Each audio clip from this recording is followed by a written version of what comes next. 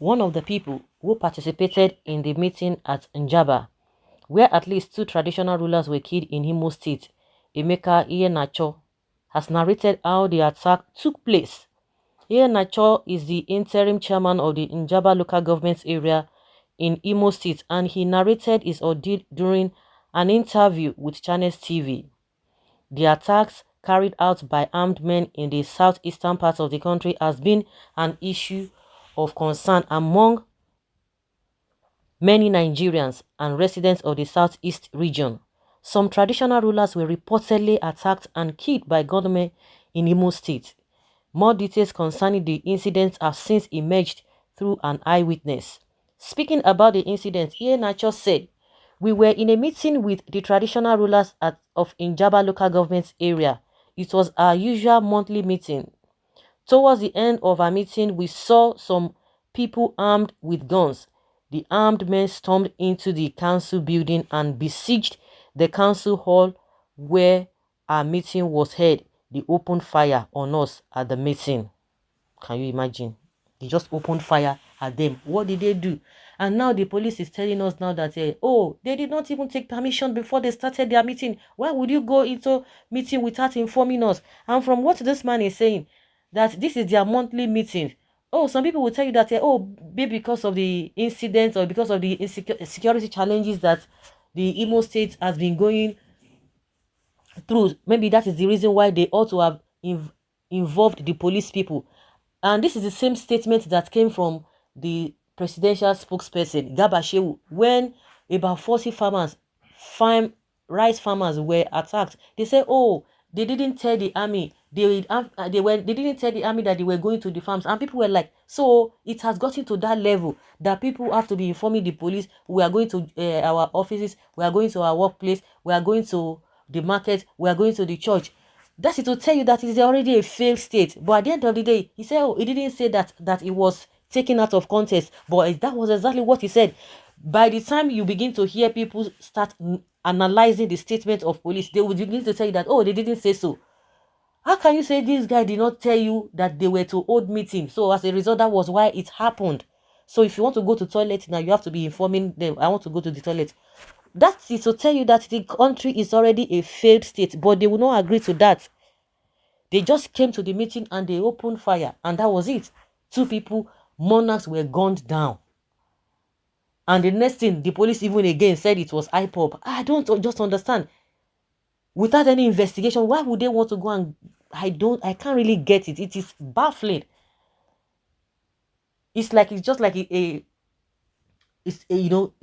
report is just on a default report. If anything happens, it is IPOB. Don't even say anything. It is IPOB. It is IPOB.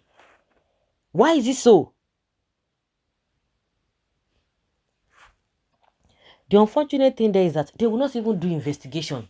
See, they will just come out and say, oh, it is these people are responsible. These people are responsible. That is the narrative they have been selling out there. That is exactly what they want everybody to believe. Now, how do you expect them to come back and say, oh, after our investigation, we now found out that it was not IPOB? Because they've already said it. That is what they want to get. And for those who are still saying unknown gunmen, and some people have come out to say, yes, the government is aware of this. We have seen a lot of big wigs in Southeast. They are saying that government knows about all these things. Then what do you have to say? We have been talking about what happened at the protest ground yesterday when NSAS protesters came out.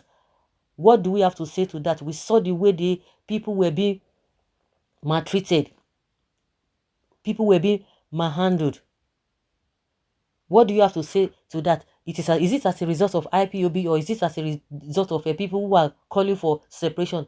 These are the people who were talking about good governance. They don't still want to hear that. That is where the problem lies. Those who are calling for separation, they will say, yo, no, you don't have right. That the Nigeria's unity is not negotiable. Some people will not tell you that, okay, let's talk about restructuring. They say they don't know what you are talking about, that the kind of English you are speaking, they don't understand it.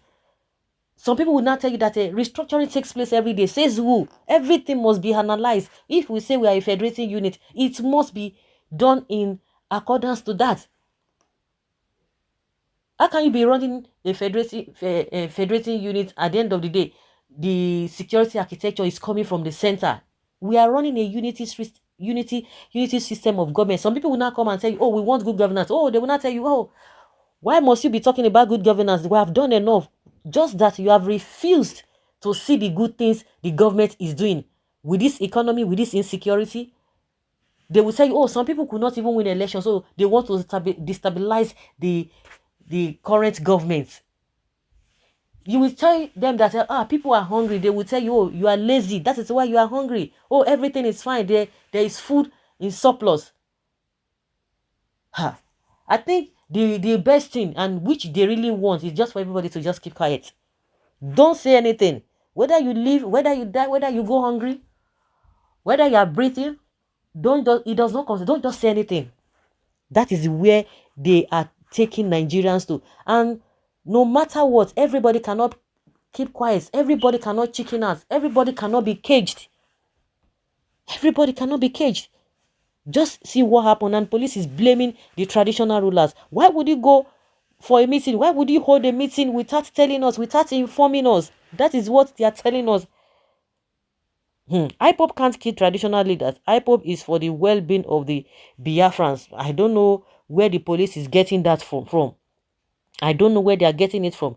The police in one of the narrative denied knowledge of the meeting, but one of the eyewitnesses told the attack that who happened to be a partner in the meeting said the police was informed of the meeting, and in fact the police was drafted to provide security, but later they decided to leave. Even the chairman of the meeting persuaded them to stay to the end of the meeting, but they said the order to leave the scene was from the commander, and about 1 hour after they left, the attackers came in. Now, if you ask of my view, the withdrawn policemen are the unknown gunmen, period.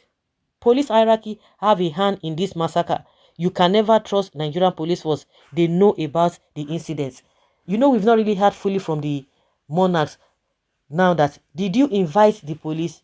Now they say they are not there, and they said they were there. What do we have to say to all of these things? It's unfortunate.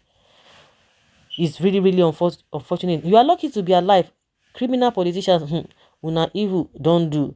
Are you sure this is not the Fulani Esme carrying out their revenge on the Igbos for killing their cows and asking them to go? Find out from the Supreme Court of Mr. Lai, Minister of False Information. So guys, that is just what we have for you. Let us know what you think with all this, because in one account we learned that the police were there, but the police said, oh, do you know, you can imagine the kind of defense they just came out and said, oh, these guys did not tell us that they are going to hold meeting. Like, seriously?